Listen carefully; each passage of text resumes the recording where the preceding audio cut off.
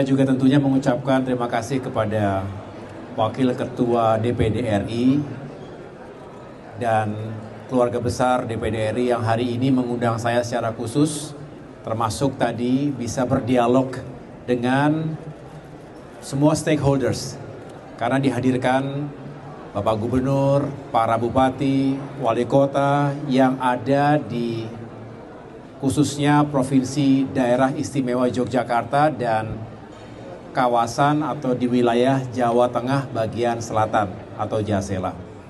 Tentu dalam kapasitas saya selaku Menteri Koordinator Bidang Infrastruktur dan Pembangunan Kewilayahan menyambut baik inisiatif dari DPD RI untuk menghadirkan sinergi dan kolaborasi. Dan ini seringkali kita sampaikan di berbagai kesempatan, bahwa memang kunci dari keberhasilan pembangunan di semua sektor, terutama infrastruktur, adalah jika bertemunya asta cita, artinya visi misi Presiden Prabowo Subianto, dengan yang menjadi agenda prioritas yang juga diusung oleh para pemimpin di daerah, baik tingkat provinsi maupun kabupaten kota.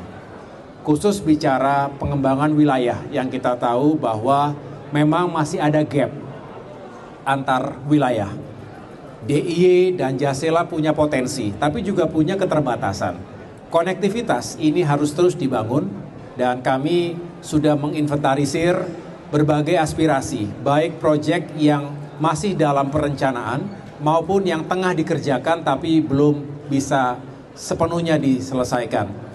Ada banyak faktor, tentunya faktor regulasi, faktor pembiayaan, financing ini juga penting sekali karena kita berharap tidak hanya membebankan pada APBN. Ingat, kita juga punya banyak prioritas.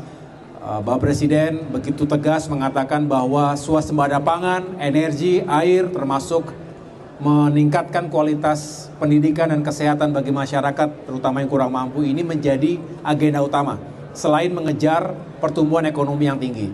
Jadi prinsipnya adalah infrastruktur ini menjadi tulang punggung dari setiap target dan agenda prioritas tadi, termasuk pangan. Tadi disampaikan pangan, pemerataan wilayah juga akan terjadi, termasuk tadi kita banyak bicara tentang sektor pertanian, sektor industri, tapi juga sektor pariwisata.